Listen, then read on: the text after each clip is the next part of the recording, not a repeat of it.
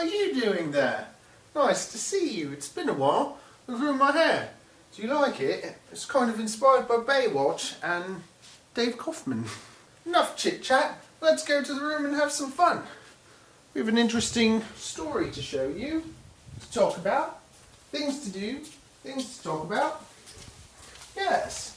Oh, let's say hello to Juliana. Hello, Juliana. How are you? You're delighted to see me, are you? That's very lovely. I love you too. I'm not a lizard. I can't kiss you like that.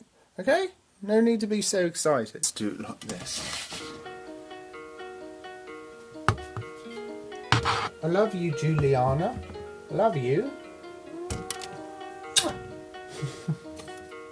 I say hello to everyone. Hello, everyone. I'm Juliana and I'm crazy. Delightful. Let's get back to what we were doing. Where we go? Going into the snake room. So we have to discuss things. Yes. Let's put this here. There's a certain matter we need to deal with, okay? But first, let's look at a super dwarf reticulated python. All super dwarf reticulated pythons are different, and every snake is different for that matter. They all have different moods and different feelings, and depending on when you get them, they might be in a good mood or they might be in a bad mood. And super dwarf reticulated pythons in general, they get excited. They get excited very quickly. They think you're going to feed them, and they come up to the windows and they're like, hello there, are you going to feed me? Hello there, are you going to feed me? See, she's nicer. Jasmine's a sweetheart. Hello there, are you going to feed me? Oh, hello, see? Now, that doesn't mean that these are aggressive or terrible animals. It doesn't mean that you can't work with them. They can still be a delight. But you have to understand how to read your snake's behavior. You have to know what's going on. Sometimes it's something like that where they just want to eat, and other times they're actually like saying, screw off, leave me alone. But most of the time, it's just they're excited to eat. So now we're going to show you with Nintendo what he does every single time, even though he's one of the most delightful snakes you've ever met.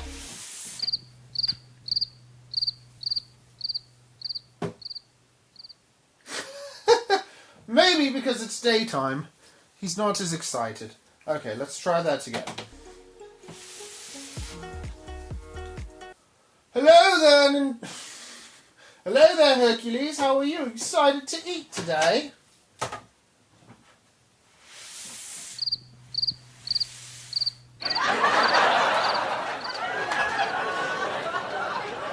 He's sleeping.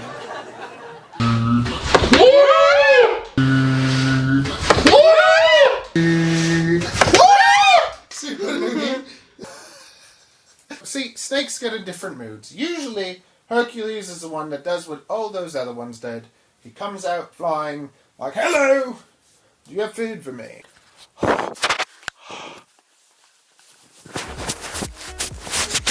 He's also in shed, not that it matters. I can hold all my snakes with a shedding or whatever mood they're in. Except for Calypso. Calypso's a fun one sometimes. Let's hang out with Hercules, okay?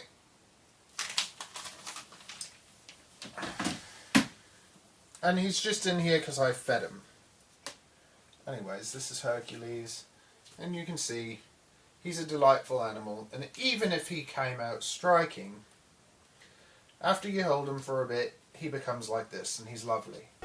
But you still have to understand, with these snakes, you always have to be careful when you're taking them out. You have to see what kind of mood they're in. Very soon, I will have no more super dwarf reticulated pythons, and this is very sad for me. But we're going to talk about that in the next video. So subscribe, you'll get to see that and learn about the end of my journey with super dwarf reticulated pythons. What are you waiting for? Do it! Just do it! Yes, you can! Just do it! Even though I love them and I think they're wonderful, they can make lovely pets. Hercules is lovely. But you have to understand how to read them. So let's get Calypso out, even though she's in a funny mood. We're going to talk a little bit about Reach Out Reptiles. I love Garrett. He's one of the reasons I have a channel in the first place, because I saw how he's teaching people about snakes. I really like that. And I wanted to teach people kind of about boas the way he did it for Super Dwarf Reticulated pythons. He probably knows more about Super Dwarf Reticulated pythons than anyone. But at the same time, everyone makes mistakes, everyone can do things wrong. And I noticed in one of his videos where he talks about taming snakes, something that you shouldn't do is feed them. And he said, well, let's listen to what he said. You know, if I wanted to reinforce that bite, run, pee thing, I'd grab him, manhandle him, put a glove on, grab him behind his head, or something like that, or slam him into a tub. Or what a lot of people do with a snake that's learned those tricks is they feed him every time they move him. So now he's coming, he's being aggressive, you reward him with food, and then while his mouth is full, you can put him in a tub, and that makes him worse. Because now he's like, I can be aggressive towards humans and then get to eat. And you can imagine now, obviously this guy's just about full grown, but if you had a bigger snake, that's a bad recipe. Sometimes I want to work with her. I want to take her out, spend time with her, see if we can develop a relationship, if I can hold her without being attacked, and if we can have a nice time. But that usually takes, like, let's say 15 minutes, 30 minutes. I want to take her out, hold her for a while, calm her down, put her down, have a nice experience. But let's say I have to clean her now, and it's feeding day. She can smell all the rats, so she's going to be in feeding mode. It's not going to be a good time to play with her. And I'm not feeding her to reward her for her bad behavior. I'm just saying, not every time that you want to clean the snake's home do you want to have a whole playtime with them, or a training experience. Sometimes it's your cleaning day, you have to clean all your snakes, and there's crap there, and you just want to clean it. So, what you can do, if you need to be able to move her without playing with her and without being attacked, it's okay to give her a meal and put her somewhere else where you can clean her home and then move her back nicely. Does that not make sense? I think that's pretty reasonable. But that doesn't mean that that's the only way that you move her around and stuff. You still should work with her, but they're two separate things. You can work with them and then clean their home, but like I said, maybe you don't want to do that every time. Okay, so Calypso, I don't know, she's excited, she's ready to go. And she just is very excited. And you see the tongue flicks. Kevin McCurley from Nerd always talks about how when the snake's thinking, there's lots of tongue flicks, and I watch her and I see what she's up to, and I know she's jumpy. I did raise this snake. This is not an aggressive animal, it's not a hateful creature, it's just she views kind of everyone like food. We went from a relationship that was delightful, where I could hold her and be with her all the time, into a relationship where I can hold her and we can have a very nice experience, and then out of nowhere she'll try and bite me, even if she seems calm. So it's different than the snake that Garrett was showing you in his video that was just being defensive or just saying, screw off, leave me alone. Because Calypso is not really like, screw off, leave me alone. She's more like, food! Where's the food? She's not like, she doesn't hate me. She doesn't like dislike me or anything. She's just excited. She gets excited. And despite that, I can still probably take her out and hold her and have an okay time. But it takes a bit of work. And it is a lot easier for me to just feed her and move her. I don't think there's anything wrong with that.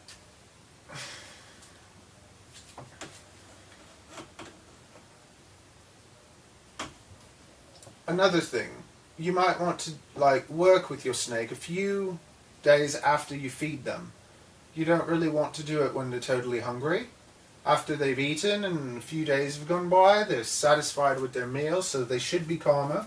But at the same time, if you feed them and then the next time try to play with them the next day, they're trying to digest the food, they're not happy, you don't want to be bothered with a full meal. Okay, so we're saying hello.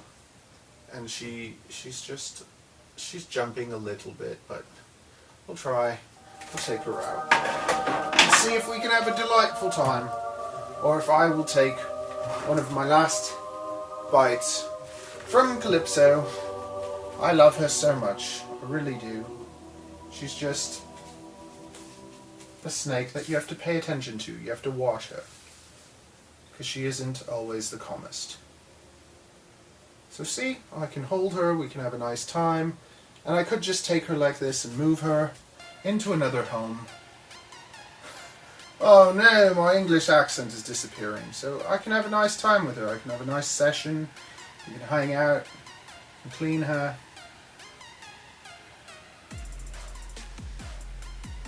And she's in an okay mood. Like I said, she ate like 4 or 5 days ago. So she's not nasty or anything, but I have to pay attention to her because out of nowhere she could just go and bite my arm. Because she's like that, she's done that. Even though so you see, she's not scared, she's not even really trying to get away from me. But I have to be aware of her because I know her as a person, and every single snake has a different personality and behaves different ways. So, I just wanted to clarify, I wasn't saying that you should take your snake and feed it every time you want to move it. And that's not a way to work with it, it's not a way to build a bond with your snake. This is how you do it. You take your time, you take them out, and you're good.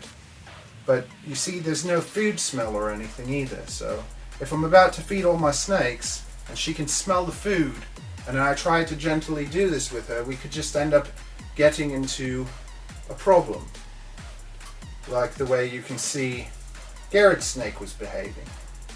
And something very interesting is that when I first got my big super dwarf, I was talking to Garrett about the behavior and everything, and one of the things that he said to me is, if you're scared and you drop the snake, think of how scared the snake will be. The snake will be even more scared. The last thing you want to do is drop the snake.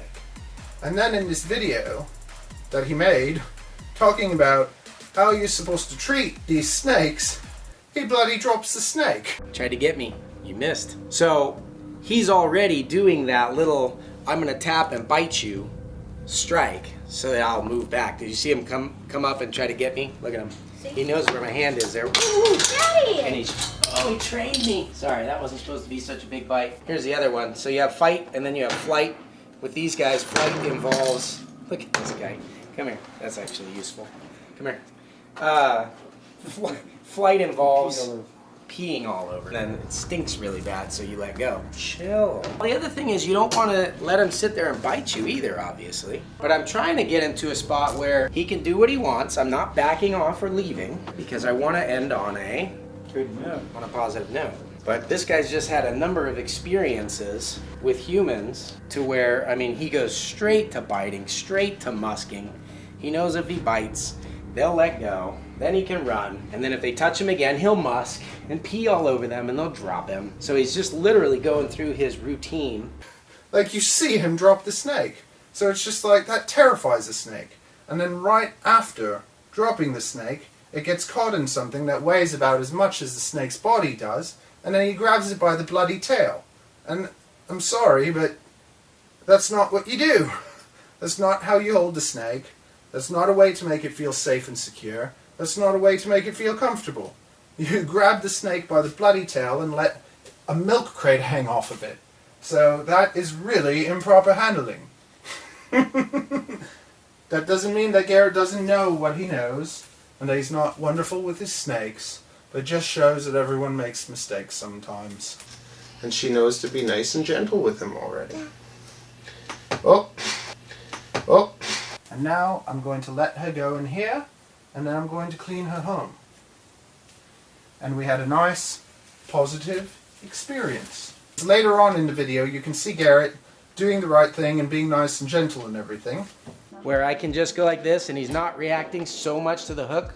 See how I have him looking, he's thinking about this platform, getting to this platform, more so than getting to me. Dropping your snake and grabbing it by its tail is not how we hold these animals. At the same time, if a snake's trying to run away and you need to get it, and you grab it by the tail because you don't want to get away, then sure, when you're trying to stop something bad from happening, maybe you do something wrong, but in no way is that the right way to handle these animals.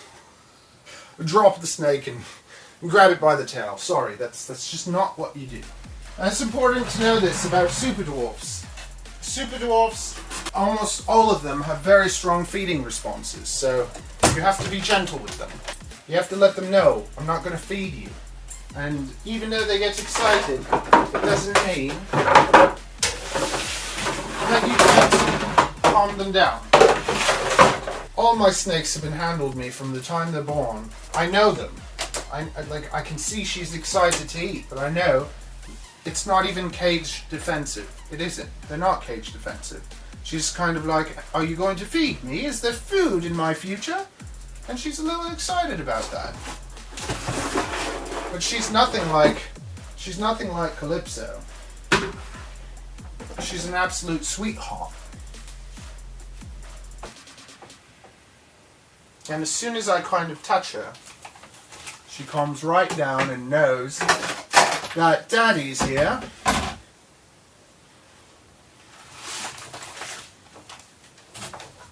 And there we have Jasmine. She's probably my favourite snake. It's going to be sad to say goodbye to you. And I trust her.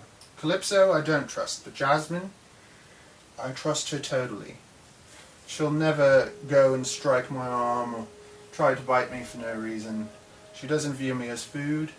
She views me as her friend.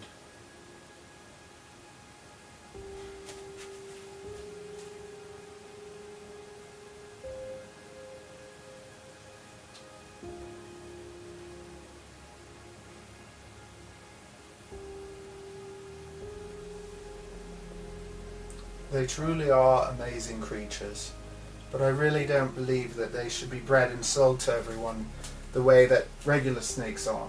And I don't even think that regular snakes should be sold to people as much.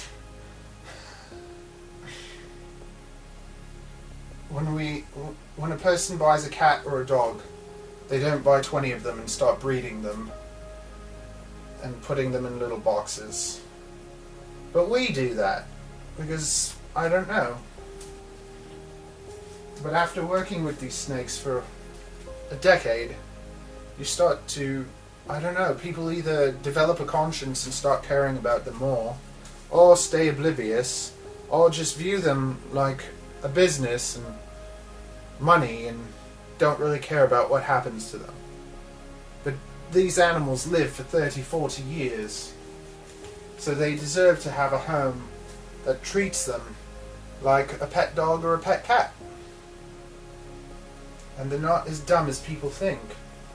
And they're perfectly capable of thinking and being your friend. I know because they've been my friends. And they've been better friends to me than I've been to them.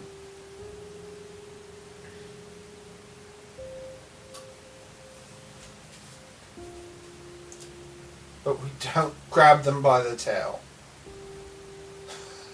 and drop them on the floor. We treat them with respect and we hold them the way we'd hold our babies. Okay? Let's hold another one. Let's show you all of them. And I'm going to make another video where I actually kind of do the same thing, but it's not going to be as silly as this one. This was meant to be a fun, silly video, but I'm not going to have them too long, so I just want to share them with you a few more times.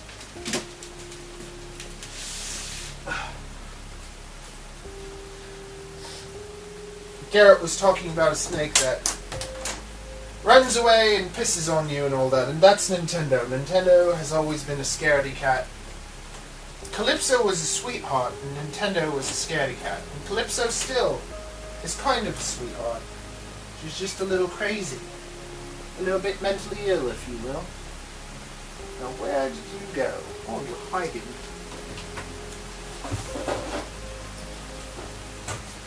Hello, Nintendo. How do you do? I love you too. Okay. Are you going to run away? Are you going to be friends? Okay, come on. Yeah, no, don't be twitchy. Don't be a twitchy. I'm your friend. Hey. Even though he runs away, as soon as you get Nintendo out, he's nice to you. If you have a pee-pee, tell me you're not going to take a piss.